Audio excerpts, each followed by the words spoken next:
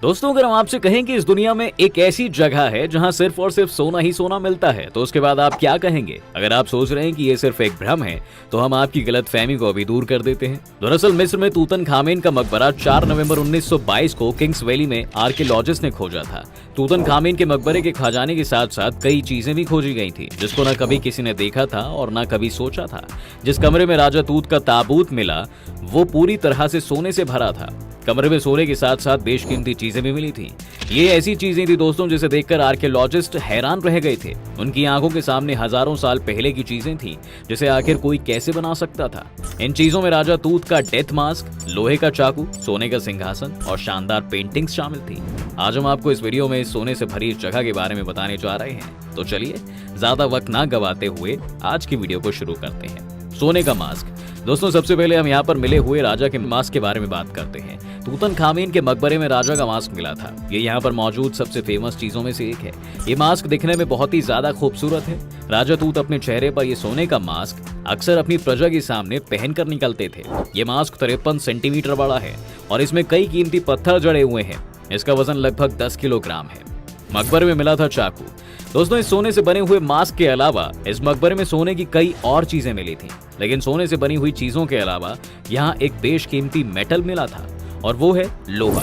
जी हाँ, तूतनखामेन के मकबरे में 2 चाकू मिले थे। एक लोहे का था और इसकी म्यान पूरी तरह से सोने की बनी हुई थी। कई समय तक रिसर्च करने के बाद पता चला था कि यह धातु धरती के बाहर किसी मीटेरॉइड का है, यानी आज के समय में आपको ये मेटल हमारी धरती के किसी भी कोने में नहीं मिलने वाला।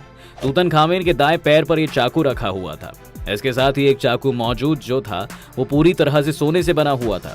इसके साथ साथ हिज यानी इसकी मयान भी सोने से बनी हुई थी। तूतनखामेन का ताबूत। दोस्तों, अब हम इस मकबरे की सबसे खास बात के बारे में बात करते हैं।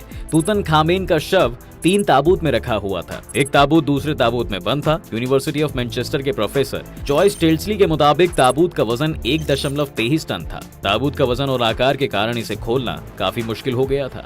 सभी ताबूत पर तूतनखामेन का चेहरा छुपा हुआ था। इनमें उसके चेहरे पर दाढ़ी थी। सबसे ऊपरी ताबूत लकड़ी का बना था। दूसरा ताबूत भी लकड़ी का था और इसमें पौधे भी थे।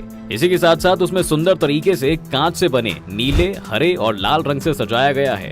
अब तीसरे ताबूत के बारे में बात करें दोस्तों, तो पहले 2 लकड़ी के बने हुए ताबूत थे, पर तीसरा वाला ताबूत एक काले रंग के मोटे काले परत से कवर्ड था। जब रिसर्चर्स ने उसकी परत को हटाया तो तीसरा मकबरा पूरी तरह से सोने का बना हुआ निकला और इसी में राजा की मम्मी मौजूद थी। इसी मकबरे के ऊपर वेंस्ड गॉडेस बनी हुई थी, जो कि राजा को प्रोटेक्ट कर रही थी। ये ऐसा मंजर था जिसे किसी ने भी एक्सपेक्ट नहीं किया था।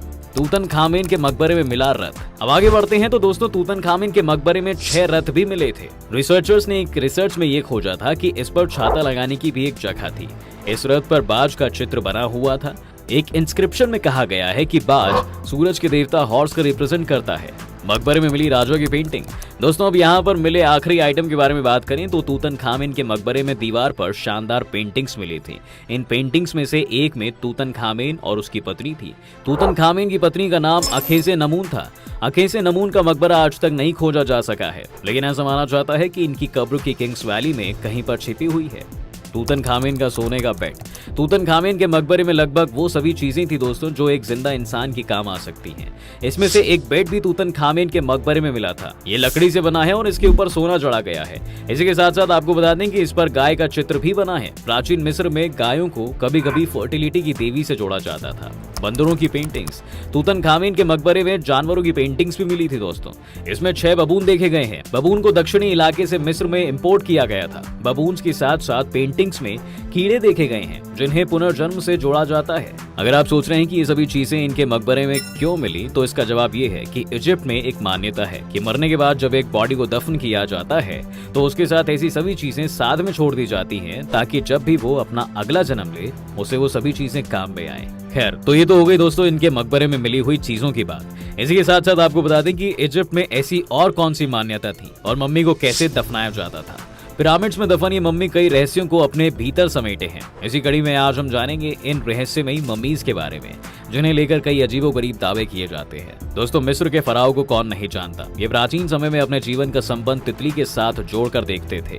जिस तरह एक तितली जन्म के समय निद्रा के दौरान एक कोकून में रहती है, उसके बाद उठने पर वो तितली बनती है, ठीक उसी तरह से फराओ मरने के बाद एक स्पेशल काइंड का लेप लगा और कोकून की तरह पट्टी बांधकर ताबूत में बंद हो जाते थे। उनका मानना था कि तितली की तरह ही उनके जीवन की एक नई शुरुआत होगी।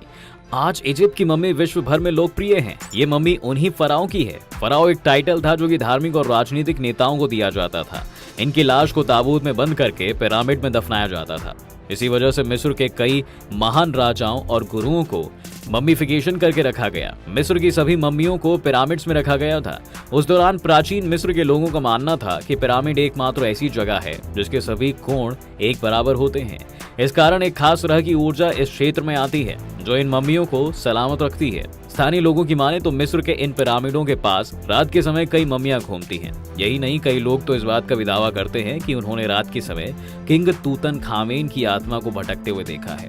हालांकि उनकी इन बातों में कितनी सच्चाई है ये कोई नहीं जानता। इसी के साथ इस मकबरे के साथ एक और राज जुड़ा हुआ है। ऐसा कहा जाता है कि जो भी इस मकबरे को खोलेगा उसे फराउज कोर्स लगेगा। जैसे ही इस चैम्बर को खोला गया था, कई आर्कियोलॉजिस्ट की अचानक से मौत हो गई थी। लेकिन मेन आर्कियोलॉजिस्ट का कहना था कि ये कोर्स सिर्फ एक मंदघड़न कहानी है, इसके अलावा और कुछ नहीं। खैर, इतनी सब बातें जानने के बाद हम आपको इस राज के बारे में भी बता देते हैं। तूतनखामेन पूरी दुनिया में गोल्डन फराओ के नाम से जाने जाते थे। ये नए किंगडम के 18th डायनेस्टी किंग थे।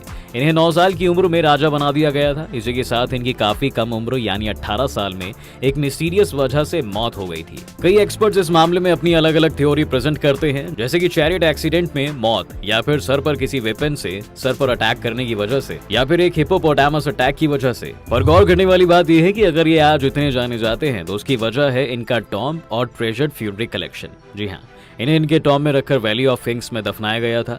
इनकी कब्र को नवंबर 1922 में एक ब्रिटिश आर्कियोलॉजिस्ट ने खोजा था। अगर ऐसा ना होता तो इनका नाम और इनकी कहानी इतिहास के पन्नों में कहीं ना कहीं खो जाती। खैर, इस खोज के बाद इसे बिना वक्त गवाए इजिप्शियन म्यूजियम कैरियो में शिफ्ट कर दिया गया था। तूतनखामेन ने अमरना एज के बाद अपना रूल शुरू किया था। ये तब हुआ था जब इनके प्रोबेबल फादर ने अपने किंगडम के रिलीजियस अटेंशन को गॉड आटिन की पूजा की तरफ मोड़ दिया था। इनकी मौत के बाद तूतनखामेन ने अपने देश की भक्ति को गॉड आमिन की तरफ वापस शिफ्ट कर दिया था और यहाँ का रिलीजियस सेंटर को वापस थेब्स में शिफ्ट कर दिया गया था। इसी बीच तूतनखामेन ने अपनी हाफ सिस्टर से शादी की, पर उन्होंने अपने वारिस को कभी भी जन्म नहीं दिया था। ये बात आज तक क्लियर नहीं हो पाई है कि इनकी मौत के बाद किसने इस गद्दी को संभाला था। तो ये थे दोस्तों तूतनखामेन के सोने से भरा हुआ कब्र और उनकी जिंदगी के कुछ अनकहे और अनसुने राज। तो आपका इसके बारे में क्या कहना है? क्या आपको लगता है कि तूतनखामेन के इतिहास में छुपे हुए और भी राज हमको आने वाले समय में मिलेंगे? क्या आपको इनकी कहानी पसंद आई? ये सब चीजें हमें बताएं कमेंट सेक्शन में। अगर आपको ये वीडियो पसंद आई हो तो लाइक और शेयर का बटन दबाएं। बाकी जितने भी लोग हमारे चैनल पर पहली बार आए हैं वो सब्सक्राइब और बेल आइकॉन को जरूर दबाएं, नोटिफिकेशन सबसे पहले आपको मिले।